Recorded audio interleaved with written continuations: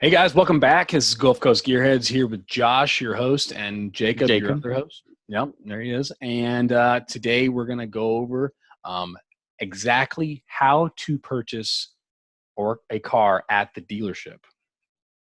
Yeah. So we're assuming at this point you've already done your car research. Refer back to our how to research cars video earlier and what you should look at when buying a vehicle. Doing all these steps before you step foot into the dealership. Right, you've shown up and you've already picked out the vehicle in their Yeah. inventory, new or used. Yeah. And this is where you are. That'll save you a lot of time. So when you show up to the dealership, and the first thing that's going to happen, you're going to park your car in the specified spot in the very front of the dealership.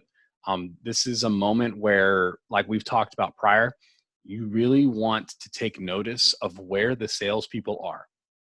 And if any of them are still sitting down where they were as you're parking, you don't want those people trying to sell you the car. Grab the guy that's the most eager, because that's the guy that's going to save you the most money. He's going to help you out the most. Yeah. He's motivated to make a sale. And in the end, when you come to negotiation, if they're eager to make a deal, they'll save you some money. They'll do something. Right. They'll do anything. They're desperate, whether that or they're competitive, whatever. They're worried about getting another number out. So use it to your advantage. Yeah. So you find X dude or whatever, girl, whoever it is that's working with you. Now, this isn't just an opinion, but you really find that vehicle and test drive it. A lot of salespeople you'll meet at dealerships will want to just take you into the dealership and start running numbers because maybe you've already admitted you're there for a certain vehicle. So they're going to try and speed the process up. That is what they're taught. Their general managers, their sales managers, you name it, have taught them that if you come in for a certain vehicle, they're going to try and catch you in that emotion and try to get you going. So yeah, it's almost what happened to you with your 2017 CC you bought almost 2 years ago now. Right. I looked at that all right, let's go in there. You're like, no, we're going to go drive this thing. I said, I will never buy a car that I did not start and drive myself. Oh, yeah. And then for all I know, there's no engine inside of it. Then as soon as we had parked it, he was like, all right, let's go. He basically running inside the building. And so that, to Josh's point, they're on your time.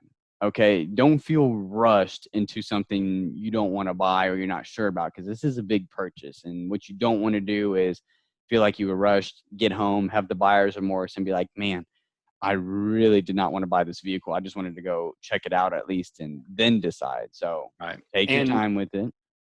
A lot of commercials and stuff you'll see from dealerships are talking about the no hassle process. So the hassling the salesman and having that negotiation process is somewhat of a pastime, where nowadays there's a no haggle price set. But I still firmly believe that you need to go into the dealership, and like Jacob said, they're on your time. They will stay late. They will stay long. It doesn't matter, because at the end of the day, you're the one that's making the money. So they will stay there till kingdoms come for your car deal. And so set yourself out, whether that's 30 minutes that you feel like you can get your deal done, or 5 hours. It doesn't matter. So it's all up to you guys. But okay, so after this point, you've met the most eager and hungry salesperson at the lot. Yep. At this point, you're going to test drive. On the test drive, you need to be asking as many questions as you can. You need to be asking while you're driving. So at this point, you've also looked up rebates and stuff from the OEM based on a vehicle that you're driving. Yeah. Or if it's used, you know the mileage, you know the Carfax if it's provided. If it's not, that's when you ask that. You're like, I also need to see the Carfax on this. They're going to try and say that they will charge you for it because it does cost about $20 to $50. You will laugh at them, or be nice to them and say, no, I'm not doing that because that's your job to provide me the history of this vehicle, because I'm not buying anything that I don't know what's happened to it. There's also free websites out there like VIN, I think it's vinhistory.com, where you can type in the VIN of any vehicle and it'll pull up the registered history of it. Right. So there's other websites out there too you can check, but if you want an actual legit Carfax, then yeah, that's one or two ways it'll happen. Right. And if you guys aren't familiar with Carfax, that is 100% I religiously live by. It will tell you if an insurance company has ever marked that vehicle having any type of structural damage, any type of damage, non-vehicle related, like if it bumped into Stolen. a pole, anything like that, any issue it's Oh yeah. been, it will be on there. Any service record, that it's got an oil change, it'll list it out. It's amazing. So Oh yeah. get that available for you. After that point, you're going to be asking more questions about features. At this point, I like to do that. Maybe you already know the answers to some of those questions of what that vehicle can provide, but I don't like buying from a salesperson that isn't knowledgeable about their product. So if you're asking questions and they don't know the answers to them and they're lying to you because you already know the answers to them, you probably shouldn't buy from that person when you find yourself a different salesperson, or you report that to the manager, whoever you need to, because at this point, who knows what else they're going to be lying to you about.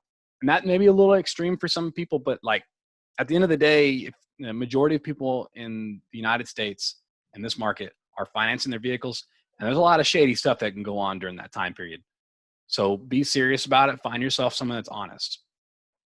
But after that, you get back to the dealership. So, Jake, what Yeah. happens then? Well, either while you're on the test drive, the used car manager or somebody in the used car department is probably taking your vehicle to value it if you have a trade-in. If it's not during the test drive, it's while you're sitting down with the sales rep discussing numbers on the other vehicle that you just test drove, which we'll get to in a second. But with the test drive, really for a dealership, we can talk about this in a different episode and how really dealerships make their money. But for the used car side, all it is they're basically flipping the vehicle. So they're buying it low and selling it high. So that's why your trade-in value is never going to be as high as what you could to privately sell it for, probably most of the time. I mean, if you work the numbers pretty good, you could get something higher, but most of the time, if the dealership isn't going to make any money off your vehicle, they probably won't buy it unless that's the thing holding up the deal. Then they'll buy it and sell it for $1 profit if they have to for a new car sale. But Right. overall, the dealership is going to take it. They're going to see what the mileage is, the damage. They're going to run it and compare it to other vehicles, similar model, year, trim, color, mileage, and they're going to see what everybody else is selling that same vehicle for. And then that's how you get the trade-in value.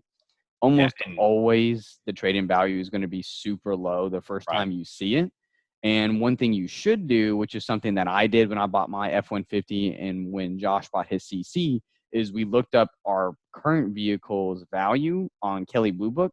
We looked up the trade-in value. And then if you click on the private sale value. Yeah, private sale. Yeah. If you look up the private sale value, that's almost guaranteed what the dealership's going to sell it for. And I walked in to use my example. It was a 2016 Hyundai Veloster. The trade-in was about, I think it was like $8,500, and the private sale was about like 12 grand, like low 12s. And so when I was buying my vehicle, they're like, "Oh, we'll give you $7,500 for the trade-in." And I had printed out the Kelley Blue Book. I was like, "Well, look right here. This is what it's worth trade-in. Right. This is what you're going to sell it for is $12,000. Long story short, when I got my truck, that's what they sold the Veloster for, was about $12,000 in about a couple of days. So that's what's going to happen with your trade-in. But in the midst of discussing your price payments and vehicle trade-in, what else is happening in that moment, Josh, with that sales rep?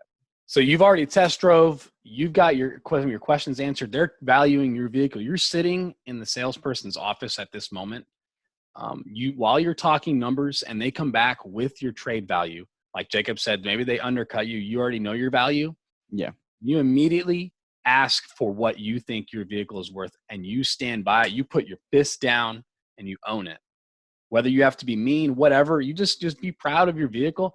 Just know that if your vehicle is worth a decent amount of money, then get a decent amount of money out of it. But be serious with them. So if your vehicle is privately worth 10 or 11, ask for 9.5 or 10 and be like, "Hey, I know you're a business and I know you need to make money, so let's work together." But also at this moment, you've got that number figured out and it's in your favor. He's now going to start talking about finance terms, or if you have the cash as well, I have other secrets for you. So you still need to be financing, and we'll get to that here in a little while. So financing your car, you're going to be talking about numbers with the salesperson. At this moment, they have not run your credit score. They will sit there and ask you to run your Social Security to run your credit. They're going to ask for that. But this salesperson, and maybe you have experienced this, you guys, in your time of buying cars, this salesperson is going to be leaving in and out of your office to go talk to the general manager or the general sales manager, depending on how big this dealership is. And maybe you already knew that, but we work with these dealerships. And at that moment, this salesperson is not allowed, just so you know, is not allowed to negotiate the numbers himself or herself. The manager has to approve any numbers coming in and out of the dealership based on a sales transaction. So at this point, they call it loading the lips. So this person is leaving you with what you requested and taking it to the general manager or the general sales manager and talking about that. And then they're giving them an answer. So this person is now becoming the messenger boy, back and forth, bringing this message from here, giving you the answer. And just for reference, I spent in that time period at the Volkswagen dealership for about 3 hours. Not everybody can do that. It's exhausting. But at this moment, they were trying to be the longest part of your entire purchasing transaction. This is the most painful part, because there's salespeople that are trying to turn a buck. Like, that's where they make their money, like Jacob said. So let's say you worked your numbers, you got exactly, because we talked about before, you figured out what a good interest rate is. You brought in your own financing, or maybe you're financing with them. That's okay too. There's nothing wrong with that. And you've got everything figured out. So now we're getting to a number that's figured out. What happens now, Jacob? So once the number gets figured out, and that's something that you'll approve, and usually the last several dealerships I've been to, whether I was purchasing or I was with you or with one of my parents when they were purchasing their vehicles, it's going to be a grid, and it's going to have all these different monthly payments. And this is kind of give you different options. And it'll say, this is if you finance for 4 years, 5 years, 6 years, and then at like these numbers and these rates. And then if you put this much down, and this is what your trade-ins were. So then it's like a grid, so you can see all your options. It's not just like one number that they bring back to you. So that's pretty helpful, because then it'll help you figure out a little bit quicker what numbers you want to negotiate for. But once, like Josh said, that gets approved by the manager, then they're going to kick you over to financing, and they're going to see what bank's going to approve your loan. If they've already run your credit at this point, they probably already know who's going to take it, but they're going to compare to see who will take it. If it's somebody, a lot of these OEMs have their own financing, like GM Financial or Toyota Financial financing services. So if you finance through the dealership or the OEM, that'll probably be a lot quicker for them. With these banks, they have to reach out to them and secure that. If you bring in your own loans, like we talked about in a previous episode, there's lots of other private people who will loan money to you, like USAA does it. There's like Lending Club and other people out there. You name it. Oh yeah, there's plenty. Or even if you go to the bank yourself and already get a pre-approved loan, then you're good. Like if your bank is Bank of America or something and you're a member for them, then you're probably going to get a better loan if you weren't. So there's plenty of stuff you could do. You could bring to the dealership, which that'll speed up your process and financing right off the bat too. But that's the main objective in financing, is trying to figure out who's going to take your loan. In this moment, the financial manager is going to try to upsell you on some other stuff.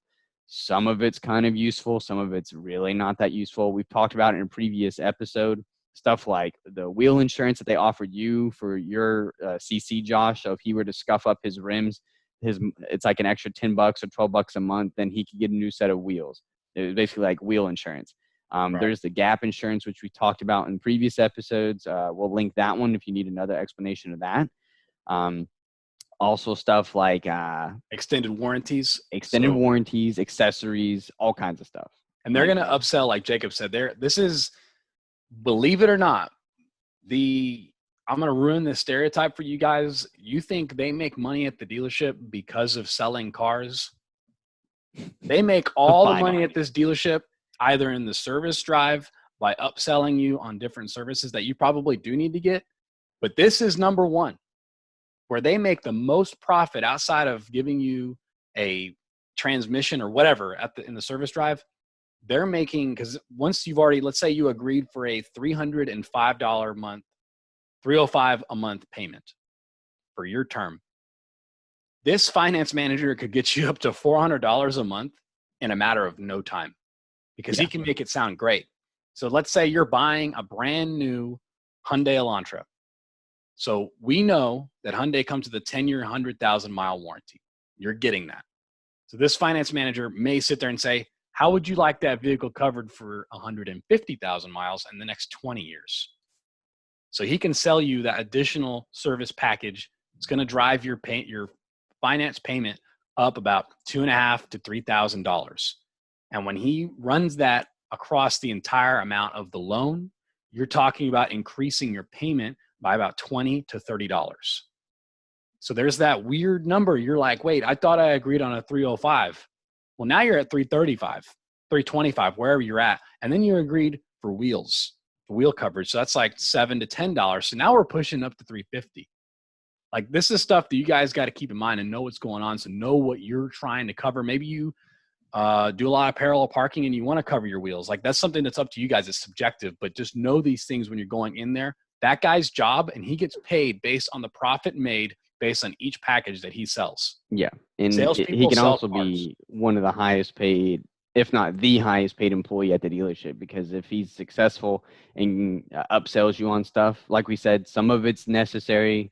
Some of it is good stuff to have. Some of it is just kind of, you don't really need that. So as long as you know and have an understanding of what they're going to sell you and what you need and what you don't need, what your preferences are, then you'll be good. I mean, when we went for Josh's car, he told the sales rep, he's like, I want gap insurance and this, nothing else. And so the sales rep told the financial manager, hey, this guy wants nothing. These are the two things he wants. Good luck. And so Yeah. when Josh And he walked in and said, I heard you're a hard customer. And I was like, well, I know what I want. I'm trying to get out of here because I've already spent enough time here. Oh, So, yeah. Oh, yeah. So, yeah, that's once you complete that step of the car buying process, the sales rep is out clearing stuff out of the vehicle, cleaning it up. If it's a used vehicle, if it's new, it's probably already clean unless you had 20 people with muddy shoes driving it before you.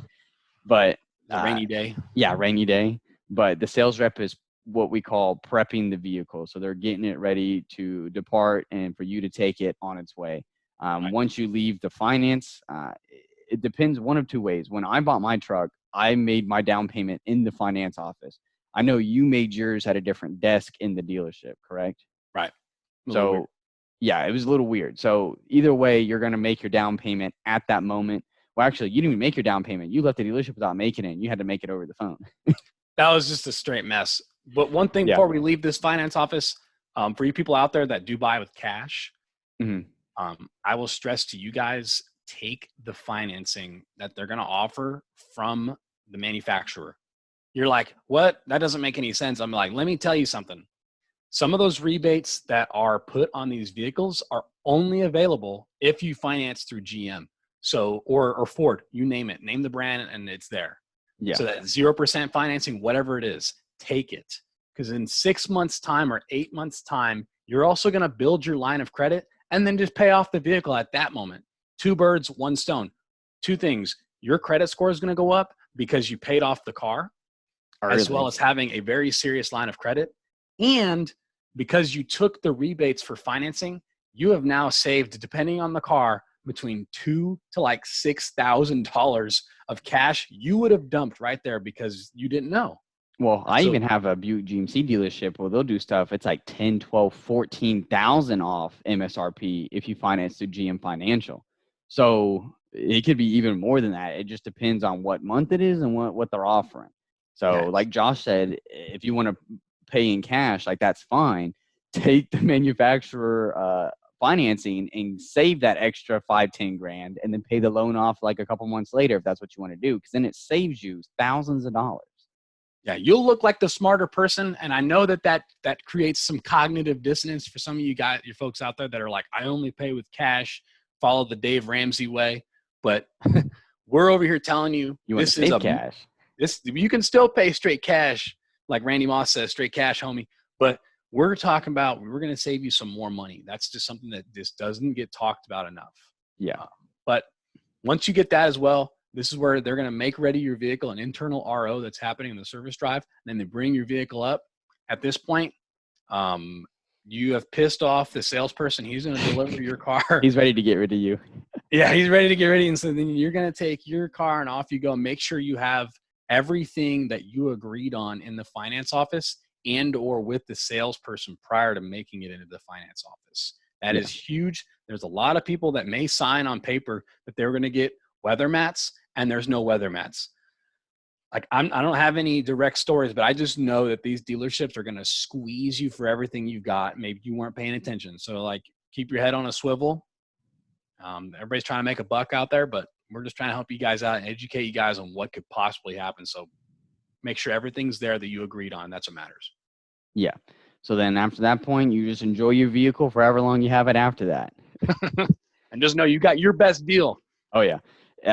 Before we wrap this up, if y'all have some interesting car dealership stories you want to share with us, let us know. Leave us something in the comments. Send us an email or hit us up on social media. We love to hear those car buying stories. We hear them all the time working with these dealers. So if you got something funny or interesting, let us know.